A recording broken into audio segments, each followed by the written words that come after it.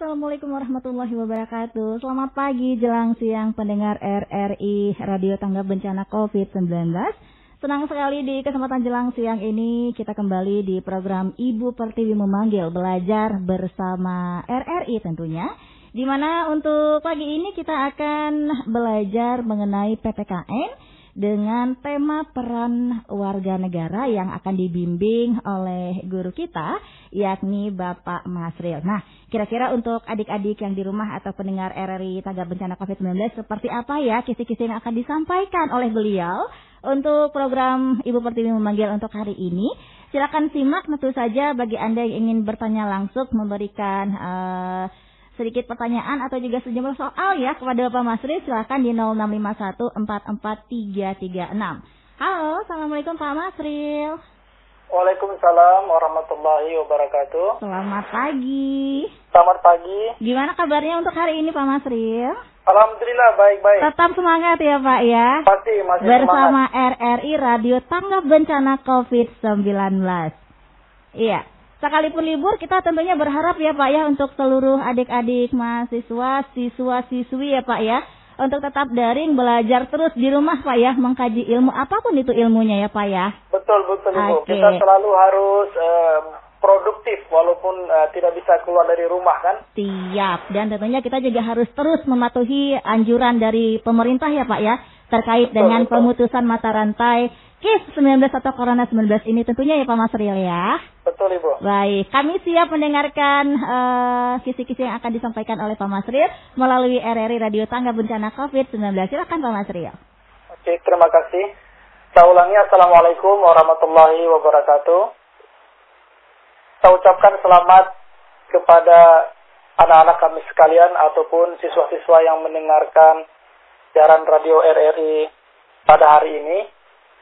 Seperti biasanya sebelum kita memulai pelajaran, marilah sama-sama kita berdoa sesuai dengan kepercayaan dan agama kita masing-masing. Semoga nanti apa yang kita pelajari bisa kita amalkan dan juga bisa menjadi dihitung sebagai pahala nanti di akhirat oleh Allah Subhanahu wa taala atau oleh Tuhan Yang Maha Esa. Oke. Hari ini kita akan belajar pelajaran PPKN seperti tadi yang sudah disampaikan di awal. Judulnya peran warga negara dalam mengimplementasikan wawasan Nusantara. Lebih kurang ada beberapa tujuan pembelajaran yang nanti kita akan sampaikan. Semoga tujuan ini akan tercapai. Pertama, di akhirnya nanti diharapkan semua siswa mampu memahami pengertian warga negara dan wawasan Nusantara. Kemudian bagaimana sebenarnya kedudukan, fungsi maupun tujuan dari wawasan Nusantara tersebut. Kemudian bagaimana kita bisa mengimplementasikan wawasan Nusantara itu dalam berbagai bidang kehidupan, apakah itu sosial, ekonomi, politik, dan lain-lain sebagainya. Kemudian nanti kita mungkin akan melihat beberapa kasus mengenai wawasan Nusantara, dan akhirnya ada kesimpulan. Kemudian nanti kalau ada pertanyaan silahkan ditanyakan, nanti kita akan diskusikan bersama insya Allah. Oke, kita akan mulai. Pertama, harus kita selesaikan dulu adalah PEM dari dua bahasa itu. Pertama adalah warga negara, kemudian wawasan Nusantara. Kalau kita sudah memahami dengan betul dua rangkaian kata itu, maka kita akan mudah memahaminya dengan sempurna. Apa inti topik pembelajaran kita pada hari ini? Pertama adalah warga negara. Banyak yang mendefinisikan warga negara itu, tetapi saya mengutip satu definisi yang sering dipakai. Itu sesuai dengan Undang-Undang Dasar 1945, pasal 26. Apa sih warga negara itu? Disebutkan di sana, warga negara adalah bangsa Indonesia asli dan bangsa lain yang disahkan oleh undang-undang sebagai warga negara. Artinya ada dua kondisi di sana. yang menyebabkan seseorang itu bisa menjadi warga negara Indonesia. Satu, ya orang Indonesia asli yang dia turun-temurun lahir di Indonesia, itu dikatakan sebagai warga negara Indonesia. Demikian juga orang lain atau warga negara asing sebelumnya, baik itu dari Amerika Serikat misalkan, atau dari Malaysia misalkan, atau dari negara manapun belahan dunia, bisa saja jadi warga negara Indonesia. Tidak tertutup kemungkinan. Tetapi dia harus disahkan oleh undang-undang. Dia ikuti prosedur-prosedur yang ada sesuai dengan undang-undang. Sehingga nanti dia bisa menjadi warga negara Indonesia. Inilah pengertian daripada warga negara. Kemudian kita lanjut. Sebenarnya apa sih beda antara warga negara dengan penduduk? Sebenarnya tidak terlalu jauh berbeda. Tapi dia harus kita bedakan. Mengapa? Karena dia nanti memiliki hak dan kewajiban yang berbeda. Misalnya warga negara dia harus berhak dan wajib. Kewajiban pertama misalnya bayar pajak, dia harus mengikuti aturan yang berlaku dan lain sebagainya. Tapi kalau penduduk dia tidak perlu membayar pajak. Nah, oleh karena itu, kalau penduduk itu sering didefinisikan oleh salah satunya juga Undang-Undang Pasal 23E ayat 1, dia mendefinisikan siapa penduduk itu? Penduduk itu adalah orang asing yang datang ke Indonesia yang tinggal hanya sementara. Jadi nanti dia ada izinnya saja, dia ada izin bisa belajar atau bisa kerja dan lain sebagainya. Setelah dia kerja, setelah dia belajar, dia kembali ke negaranya. Itu adalah penduduk. Tapi kalau warga negara tadi sudah kita jelaskan di awal, siapa saja warga negara. Kemudian kita lanjut. Bagaimana sebenarnya asas atau dasar menentukan seseorang itu bisa jadi warga negara? Di dalam teori internasional di PBB disebutkan bahwa ada dua asas yang sering dipakai. Pertama namanya asas ius soli. Yang kedua asas ius sanguinis. Bagaimana yang dimaksud dengan asas ius soli? Ius soli adalah suatu asas atau berdasarkan ya. Jadi seseorang itu dihitung sebagai warga negara oleh internasional itu berdasarkan tempat kelahirannya. Jadi di mana dia lahir, maka dia warga negara itu. Misalkan dia lahir di Australia, maka dia warga negara Australia. Dan kebetulan memang Australia adalah salah satu negara yang menganut asas ius soli. Kemudian asas ius sanguinis. Asas ius sanguinis itu berdasarkan keturunan. Jadi warga negaranya itu dihitung berdasarkan keturunannya. Jadi kalau dia pun orang Indonesia, dia lahirnya di Malaysia, ya dia dihitung warga negara Indonesia. Karena dia keturunannya adalah Indonesia. Dan kebetulan juga Indonesia adalah menganut asas ius sanguinis berdasarkan keturunan. Ini dua asas yang sering dipakai di internasional untuk menentukan. Tetapi memang ada beberapa negara yang memiliki dui warga negara. Artinya mereka memperbolehkan warga negaranya itu memiliki dua warga negara. Salah satunya negara Cina misalkan, Amerika Serikat. Kemudian negara belahan Eropa hampir mayoritas mereka menggunakan dui warga negara. Tapi untuk Indonesia tidak. Indonesia hanya tunggal warga negara, artinya cuma satu. Tidak bisa dua. Kalau Anda misalkan mau warga negara Indonesia, silahkan. Anda warga negara Indonesia. Tapi kalau Anda mau warga negara misalkan Malaysia, silahkan Anda keluar dan jadi warga negara Indonesia. Jadi tinggal memilih salah satunya. Karena Indonesia tidak mengakui dui warga negara, cuma tunggal warga negara. Itu mengenai warga negara. Kemudian seperti ini ya, mungkin kita lihat ke belakang beberapa tahun yang lalu yang mengenai kasus tunggal warga negara. Dulu ada Archandra Tahar namanya yang kemudian mau diangkat jadi menteri, tapi ternyata dia sudah lama tinggal di Amerika Serikat dan dia sudah keluar status warga negaranya di sana. Kan waktu itu menjadi menjadi isu yang besar di Indonesia. Bagaimana bisa seorang menteri menjadi seorang menteri yang warga negaranya Amerika Serikat, gitu. Karena memang di negara kita undang-undang menjelaskan ya menteri dan pejabat-pejabat negara dia harus warga negara Indonesia, tidak boleh warga negara asing yang menduduki itu. Nah, kemudian ya di akhirnya kan Archandra Kahar itu ya kemudian dia yang meninggalkan warga negara Amerika Serikatnya, maka dia kemudian waktu itu menjadi wakil menteri setelahnya. Nah, ini adalah beberapa kasus. Banyak juga dulu juga ada beberapa kasus yang tidak bisa ikut upacara tidak bisa ikut sebagai pengibar bendera merah putih karena bersangkut paut dengan keluarga negaraannya misalkan dan lain sebagainya. Banyak contoh-contoh yang mengenai warga negara ini.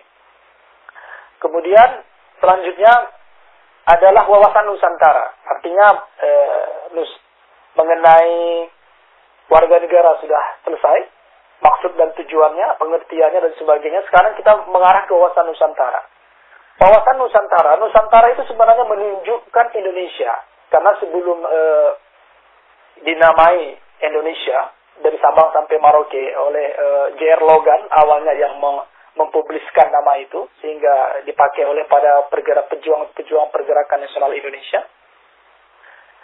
Artinya Nusantara menunjukkan Indonesia. Kalau wawasan Nusantara, wawasan itu apa sih sebenarnya? Wawasan itu mengarahnya kepada pemahaman kita. Kita memahami, kita mengetahui, kemudian kita dengan jelas bahwasanya inilah saya gitu, inilah negara saya. Itulah maksud daripada wawasan Nusantara itu. Nah, jadi kalau bergabung dari warga negara dengan wawasan Nusantara, jadi warga negara itu harus memahami Nusantara, dia harus memahami negaranya dengan baik. Dia tidak boleh memahami setengah-setengahnya gitu. Dia harus memahami seluruhnya. Memahami apa saja, misalkan banyak jenis yang harus dipahami. Pertama adalah mengenai religi, mengenai agama. Di Indonesia jelas, Indonesia itu dijelaskan dalam undang-undang bukanlah negara agama. Artinya kita negara bukan berdasarkan agama, tetapi berdasarkan Pancasila. Di Pancasila dijelaskan apa? Sila yang pertama sudah dijelaskan dengan lengkap, ketuhanan yang Maha Esa. Artinya siapapun di Indonesia itu wajib bertuhan. Artinya bertuhan bagaimana? Dijelaskan kemudian.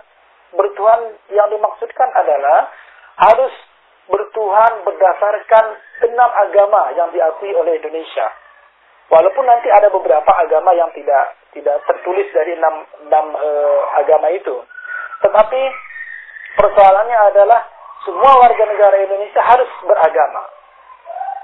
Dia mau Islam, kita mungkin orang Aceh mayoritasnya Islam, kemudian Hindu, Buddha, Katolik, Protestan, Konghucu yang terakhir diresmikan oleh pemerintah. Nah, ini jelas bahwa kita tidak boleh mengatakan bahwa Indonesia ini negara agama, enggak bisa. Dia harus tetap bahwa negara kita adalah negara berdasarkan Pancasila. Setiap orang ya berhak, kemudian dia punya kewajiban atas agamanya masing-masing.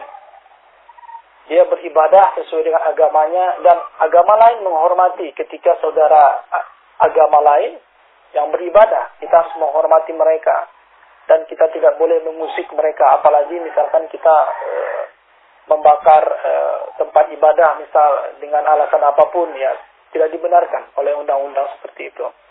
Kemudian atau kita mengejek kawan kita yang bukan seagama dengan kita atau bukan sesuku dengan kita dan lain sebagainya. Kemudian selain itu kita akan melihat bagaimana implementasi wawasan Nusantara yang tadi kita sudah lihat warga negara, kemudian kita sudah juga membahas mengenai wawasan Nusantara. Sekarang bagaimana kita mengimplementasikan wawasan Nusantara itu dalam kehidupan sehari-hari. Tadi sudah dijelaskan juga sedikit di bidang agama. Sekarang kita akan lihat bagaimana di bidang politik. Ini semuanya, tapi nanti siswa kita akan berikan khusus siswa itu bagaimana mereka mengimplementasikan wawasan Nusantara itu dalam sekolah, di dalam lingkungan, di dalam keluarga dan lain sebagainya. Nah, kalau secara umum implementasi wawasan Nusantara itu prakteknya adalah sisi politik. Pertama itu kita harus semuanya masyarakat Indonesia yang sudah cukup umur, 17 tahun ke atas, dia harus berpartisipasi dalam bidang politik, baik secara langsung maupun tidak langsung. Misalkan ketika ada pesta demokrasi, pemilihan anggota DPR, misal, kemudian pemilihan kecil, mungkin yang paling rendah misalnya. Ya, mereka harus ikut berpartisipasi dalam artian dua hal. Dia ingin mencalonkan diri, silahkan kalau dia sudah mencukupi syarat-syarat yang ditentukan oleh aturan-aturan yang berlaku. Atau misalkan dia mau mencalonkan diri menjadi bupati, jadi gubernur, siapapun warga negara Indonesia, dipersilakan. Yang penting dia cukup syarat sesuai dengan ditentukan oleh panitia. Kemudian kalau kita tidak mencalonkan diri, berarti kita berpartisipasinya melalui apa? Melalui memilih. Kita pilih dari semua calon-calon yang ada yang terbaik. Dari yang baik, kita pilih yang terbaik supaya nanti mereka bisa melahirkan kebijakan-kebijakan yang positif untuk masyarakat, memberikan suatu kenyamanan bagi masyarakat dan lain sebagainya. Kemudian selain itu, untuk siswa, ketika belajar pelajaran PPKN juga disebutkan bahwa mereka sudah mengimplementasikan wawasan Nusantara. Jadi siswa-siswa kami sekalian pada hari ini sudah mempraktekkan wawasan Nusantara itu sendiri. Jadi sudah mempraktikkan implementasinya karena sudah belajar PPKN, sudah belajar fisik. Jadi ya sudah praktek lah begitu, tidak hanya teori saja gitu, tapi siswa-siswa itu sudah praktek pada hari ini. Kemudian siswa-siswa juga nanti secara politik juga bisa mengawasi pemerintahan. Bagaimana mengawasi pemerintahan? Ya, kita awasi dengan cara kita berikan masukan. Kita mengatakan kalau ada satu kebijakan, ini kita tulis. Kita sampaikan, tapi dengan cara yang sopan, dengan cara yang santun, sehingga tidak terjadi hal-hal yang tidak diinginkan. Oke, kemudian lanjut ke implementasi wawasan Nusantara itu di bidang ekonomi. Ini juga penting, apalagi sekarang ya ada wabah virus corona. Harga juga kadang-kadang tidak stabil karena pasokan barang dari luar sedikit terkendala. Jadi ini sekiranya kita praktikkan dengan baik-baik supaya implementasi wawasan Nusantara itu ada manfaatnya langsung begitu, tidak hanya teori. Pertama, kalau dari sisi ekonomi itu semua warga negara itu harus mengimplementasikannya dengan menghargai produk dan membeli produk dalam negeri. Ketika kita membeli produk dalam negeri, kita sudah mengimplementasikan wawasan Nusantara.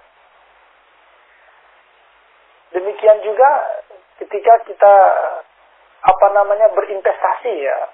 Kalau mungkin siswa tidak bisa berinvestasi, tapi ketika yang tadi menghargai dan membeli produk itu mungkin bisa beli sepatu olahraga misalkan, ya. Beli yang produk dalam negeri. Kemudian beli peralatan elektronik misalkan, yang kita beli itu adalah produk dalam negeri. Itu sudah bagian daripada implementasi wawasan Nusantara. Kemudian selanjutnya ada sosial budaya.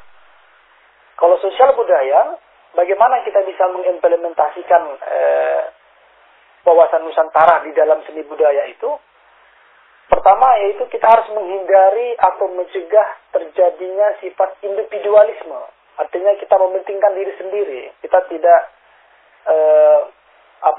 mau membantu saudara kita atau tetangga kita atau kawan kita yang susah misalkan. Kita tidak mau membantu atau kita cuek saja.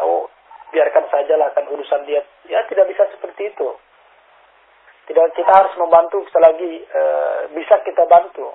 Tidak bisa banyak kita bantu dengan sedikit. Tidak bisa dengan materi, kita bisa bantu dengan tenaga dan lain sebagainya. Artinya apa? Wawasan Nusantara kita itu bisa kita implementasikan di sosial budaya. Ya kita harus membantu sesama. Apalagi sekarang ya dari adanya musim ini, ada musim wabah ini, ya kita harusnya memang harus membantu sesama ya. Karena banyak kalau saudara-saudara yang susah misalkan ya, kita harus membantu seberapa yang kita bisa dan apa yang kita bisa. Kemudian selanjutnya implementasi wawasan Nusantara di bidang pertahanan dan keamanan. Kalau pertahanan keamanan bagi siswa-siswa misalnya itu bisa ikut berpartisipasi langsung, misalkan ikut mendaftarkan diri menjadi anggota TNI misalkan. Nah, itu tandanya dia langsung implementasi. Kalau siswa begitu tamat SMA misalkan, nanti dia langsung bisa daftarkan diri. Itu berpartisipasi secara langsung bela negaranya. Kemudian kalau tidak secara langsung, kita misalkan ikut menjaga keamanan. Ketika kita ikut pos kamling misalnya, atau di Aceh mungkin tidak ada pos kamling, mungkin ada gotong royong misalkan di desa, atau gotong royong di perkarangan atau di sekitaran masjid atau tempat ibadah misalkan. Itu adalah bahagian daripada pertahanan keamanan sebenarnya. Sehingga kita saling bahu-membahu untuk melestarikan hal-hal yang positif yang sering kita lakukan dan sudah berbudaya di Indonesia, salah satunya seperti gotong royong. Oke, kemudian selanjutnya adalah peran siswa. Ini lebih khusus ya, peran siswa dalam mengimplementasikan wawasan Nusantara. Pertama itu adalah belajar dengan giat dan rajin. Itu sudah menunjukkan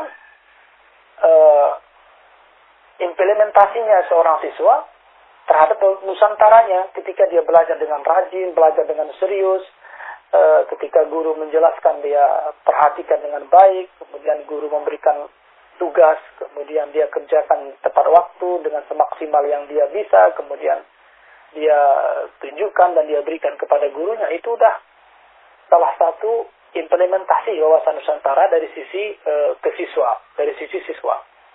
Kemudian selain itu dia membantu orang tuanya di rumah, membantu orang tua di rumah, ya misalkan yang kecil-kecil, misalnya menyapu rumah atau misalnya menyiram tanaman di depan rumah, atau membantu orang tua membersihkan mobil dan lain sebagainya. Ini sudah juga termasuk ke dalam peran siswa dalam mengimplementasikan Nusantara.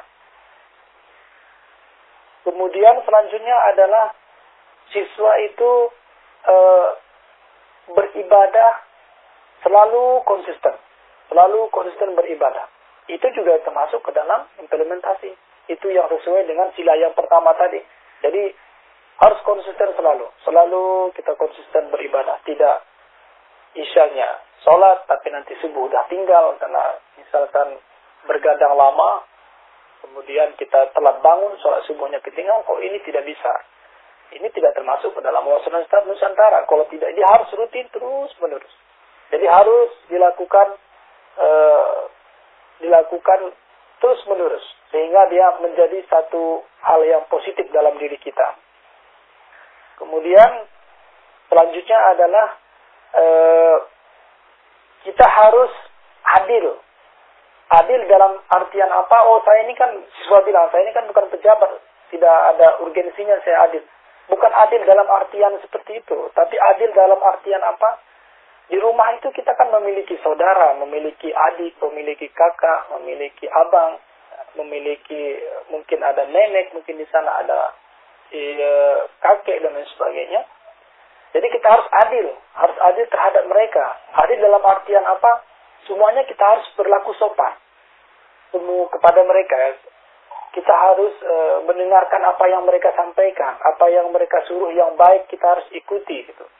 Jadi kita tidak bisa membeda-bedakan nanti kalau kakaknya yang suruh karena dia takut misalnya dia ikuti, tapi kalau dilihat adiknya yang bilang minta sesuatu dia nggak mau penuhi misalnya, nggak bisa. Ini adil dalam artian di sini adalah kita memenuhi dengan baik, kita memenuhi dengan semampunya kita, bagaimana kita adil terhadap orang-orang yang ada di sekitar kita. Nah, ini penting sekali. Kemudian selanjutnya kita akan berbincang-bincang sedikit mengenai kasus-kasus wawasan Nusantara yang sifatnya besar, sifatnya negara ya.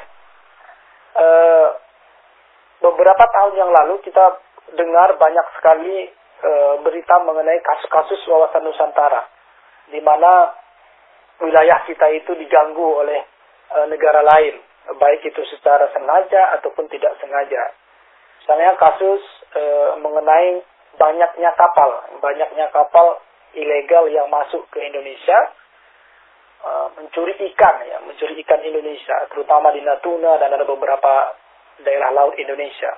Ini adalah kasus-kasus wawasan Nusantara yang sangat besar, yang seharusnya ini tidak terjadi karena ini merugikan negara kita. Baik, Pak Masril. Ya, Pak silakan Masril, Ibu. nanti kita akan Silakan, lanjutkan Ibu. di segmen yang kedua, penjelasan atau kisi-kisi pelajaran selanjutnya Pak ya, bersama pendengar RRI tanggap bencana COVID-19 setelah yang satu ini.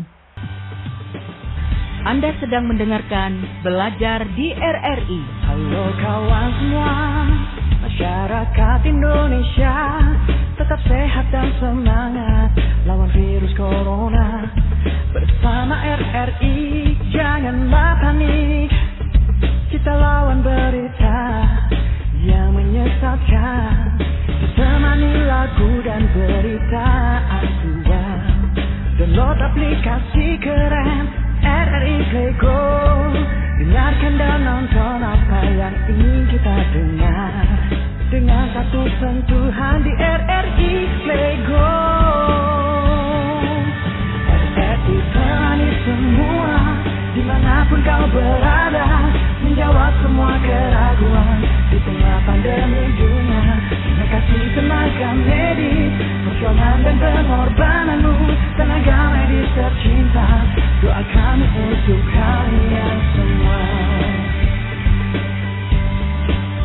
Tetap ceria kawan, hati tenang dengan doa dan usaha. Jaga kebersihan, cuci tangan dan jaga jarak. Di rumah bersama RRI, belajar bekerja beribadah di rumah. Temani lagu dan berita asuhan. Download aplikasi keren RRI Play Go. Dengarkan dan nonton apa yang ingin kita dengar dengan satu sentuhan di RRI Play Go. RRI temani semua dimanapun kau berada, menjawab semua keraguan di tengah pandemi dunia. Terima kasih tenaga medis, perjuangan dan pengorbananmu, tenaga medis tercinta. Doa kami untuk kalian semua. RRI kami di udara, tetap di udara.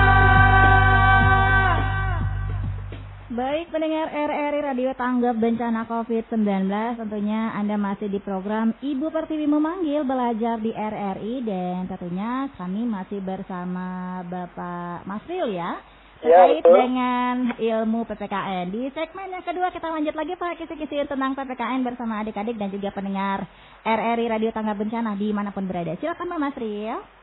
Oke, terima kasih banyak. Pemirsa sekalian atau anak-anak kami sekalian, kita akan lanjutkan pembahasan kita yang tadi sudah kita bahas. Sekarang kita akan melihat bagaimana tujuan daripada wawasan Nusantara itu dibuat sedemikian rupa oleh negara supaya diikuti dan diindahkan oleh semua warga negara. Pertama, tujuannya adalah bagaimana semua warga negara itu mewujudkan rasa nasionalisme atau mempraktekkan rasa nasionalisme dari segala bidang dalam kehidupan, baik itu individu ataupun kelompok maupun golongan. Jadi semuanya intinya adalah bagaimana meningkatkan rasa nasionalisme yang tinggi terhadap negara Indonesia. Sebenarnya itu adalah inti ataupun tujuan daripada wawasan Nusantara itu. Sehingga ketika seseorang dengan rasa nasionalisme yang tinggi, maka dia akan bisa mengorbankan apapun yang dia miliki untuk negaranya. Apakah waktu yang dia punya dia akan korbankan untuk negaranya.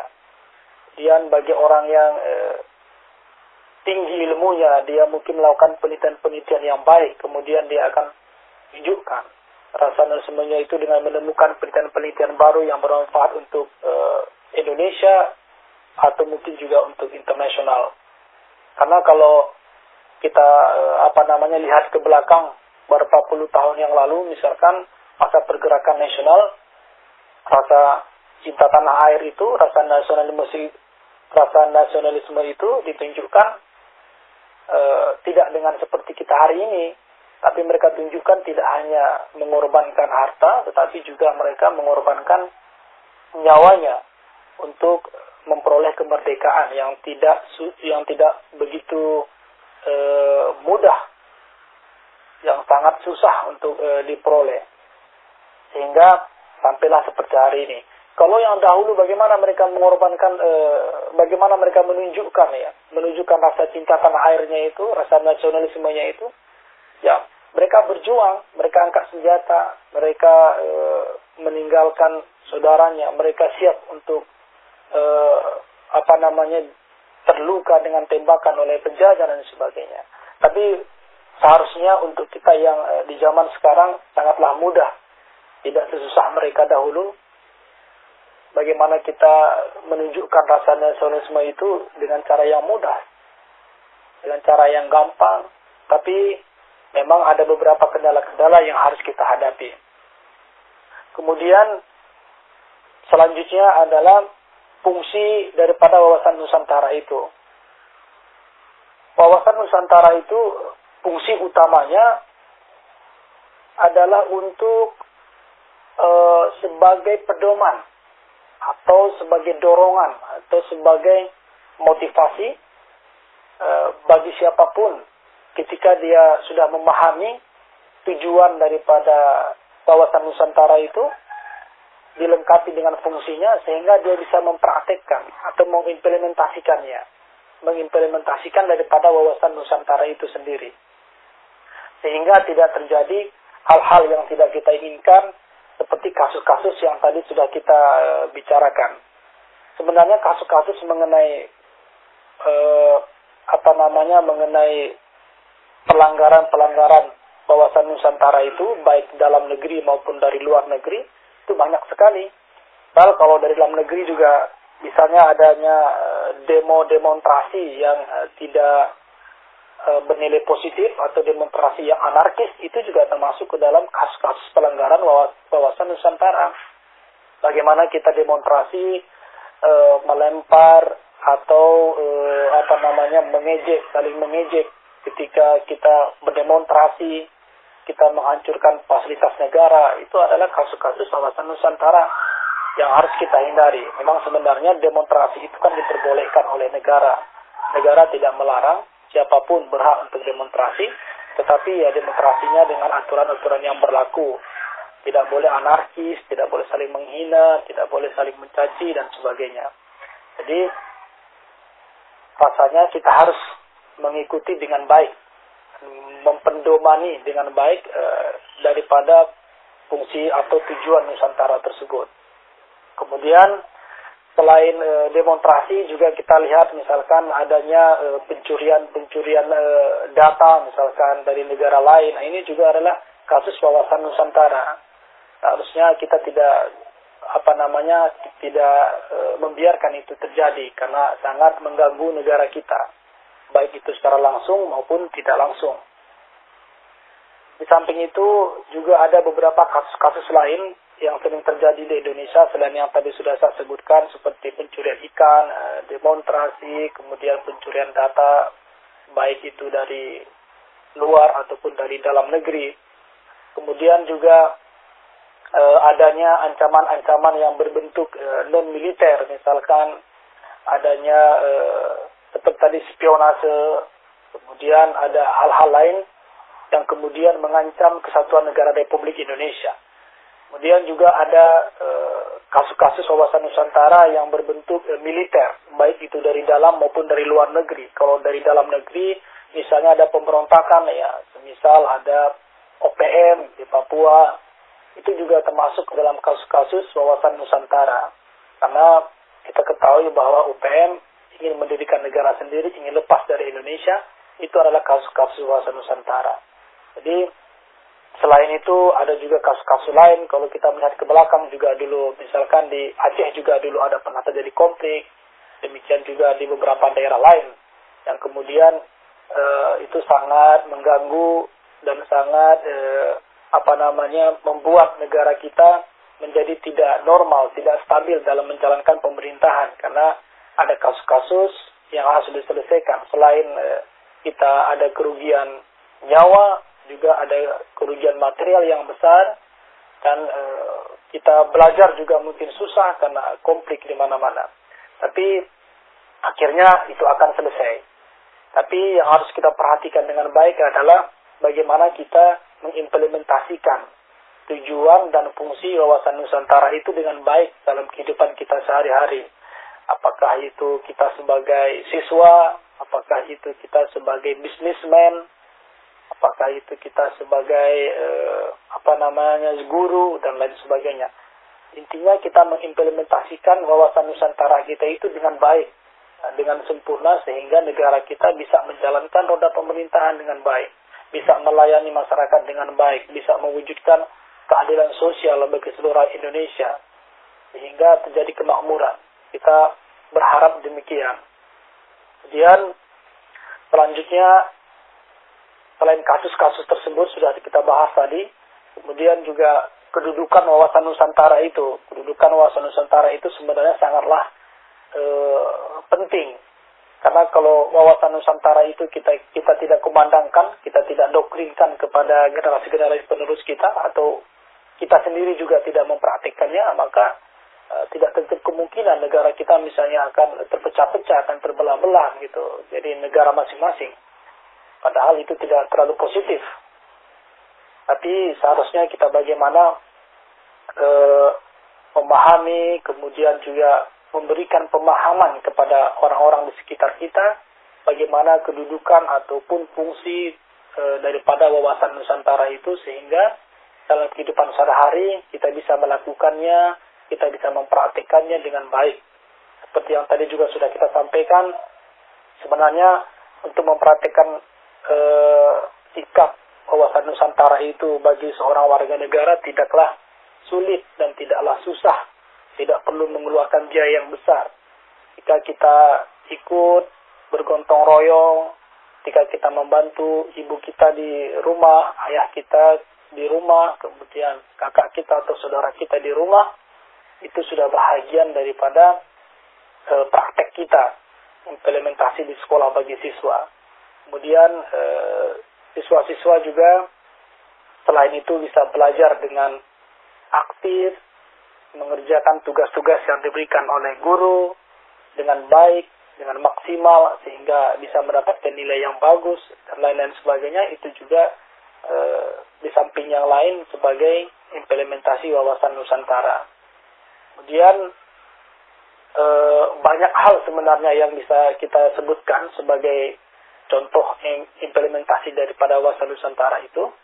Tetapi dari sekian banyak itu, rasa-rasanya mungkin saja kita belum banyak lakukan untuk mewujudkan cinta tanah air kita itu, dengan mewujudkan Nusantara itu. Seperti yang ada beberapa ucapan bijak daripada salah satu Presiden Amerika Serikat, janganlah kamu tanya apa yang negara berikan kepada kamu, tetapi kamu tanya diri kamu apa yang sudah kamu berikan untuk negara. Dan kata yang terakhir itu yang paling perlu kita pahami dan kita camkan dan kita dalami secara mendalam, apa yang sudah kita berikan untuk negara. Tapi jangan kita selalu bertanya negara apa yang sudah diberikan oleh negara kepada saya, tetapi apa yang sudah saya berikan terhadap negara, apa yang sudah kita berikan. Jadi itu yang paling penting. Sebenarnya tidak susah. Ketika kita berlalu lintas di lampu merah, begitu kita melihat lampu merah kita berhenti, sebenarnya kita juga sudah memperhatikan itu. Kita sudah berikan sesuatu yang baik kepada negara karena kita sudah mengikuti peraturan lalu lintas, karena itu adalah kewajiban kita. Tapi kalau kita lewat saja kan kita tidak termasuk ke dalam mengimplementasikan wawasan Nusantara itu sendiri. Banyak hal ya, selain yang kecil-kecil seperti itu, juga kita taat bayar pajak.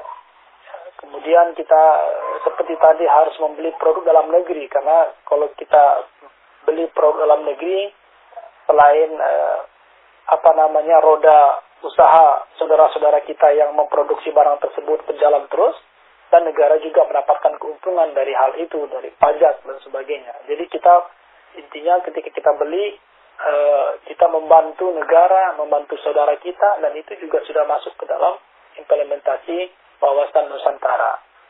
Banyak hal yang bisa kita lakukan untuk itu. Intinya adalah bagaimana kita bisa serius mempraktekkan itu dalam kehidupan sehari-hari. Tidak hanya dalam waktu diawasi misalkan, tetapi kita lakukan dalam waktu-waktu yang tidak pun diawasi, tapi kita lakukan dengan konsisten, dengan baik, dengan serius dan ikhlas kita lakukan. Maka selain kita juga mengimplementasikan wawasan Nusantara, Allah juga akan mencatat sebagai ibadah kita karena kita mengikuti aturan-aturan yang berlaku dengan baik. Kemudian selanjutnya, seperti yang tadi sudah saya sampaikan juga, bahwa kalau ada misalkan kasus-kasus yang di tetangga kita atau di samping kita yang misalnya tidak menghargai orang lain, ya kita bagaimana melakukan atau bagaimana kita bisa mencegahnya. Sebenarnya mudah, tidak susah untuk hal itu. Kita bisa mencegahnya, ya kita sampaikan bahwasanya kita sesama warga negara harus saling menghargai, kita tidak boleh saling mengejek dan lain sebagainya. Sebenarnya di hal-hal kecil itu kita bisa melakukan hal yang positif demi wawasan Nusantara, demi negara yang kita cintai tetap kokoh, tetap maju, tetap bisa menjadi negara-negara yang beradab. Selain itu misalkan juga kita ketahui bahwa di dalam roda demokrasi Indonesia yang sekarang begitu terbuka, wawasan Nusantara juga sangat perlu untuk diimplementasikan dengan baik dari segi politik. Bagaimana kita menyampaikan sesuatu kritik, menyampaikan sesuatu ide dengan cara yang bagus, dengan cara yang sopan, dengan cara yang santun, sehingga makna daripada apa yang kita sampaikan itu tercapai. Karena semua orang menginginkan sesuatu hal itu kebaikan. Tidak ada satupun orang yang menginginkan negara Indonesia ini hancur. Tapi Baik Pak Masri, ya, kita cukupkan materi pelajaran PPKN peran warga negara untuk hari ini ya Pak Masri ya. Oke, terima kasih banyak. Terima kasih sekali untuk kisi-kisi dan pembelajaran atau juga materi yang telah disampaikan untuk hari ini di program Ibu Pertiwi memanggil Belajar Bersama RRI. Baik, terima kasih Pak Masri. Assalamualaikum warahmatullahi wabarakatuh. Waalaikumsalam warahmatullahi wabarakatuh. Iya, dan mendengar demikian tadi materi pembelajaran mengenai peran warga negara tentunya dalam pelajaran PPKN yang telah disampaikan oleh pemateri kita Bapak Masril, tentunya terkait dengan program Ibu Pertiwi memanggil Belajar Bersama RRI atau Belajar di RRI. Dalam program ini di setiap harinya Senin sampai Jumat, Anda bisa menyimak dari pukul 10 hingga 11 waktu Indonesia Barat. Kami padai program Ibu Pertiwi memanggil untuk jelang siang hari ini. Jelang pukul 11 waktu Indonesia Barat nantinya kita juga akan menghadirkan informasi rangkaian seputar dunia olahraga yang tentunya terangkum dalam Warta Berita Olahraga melalui RRI Pro 3 Jakarta.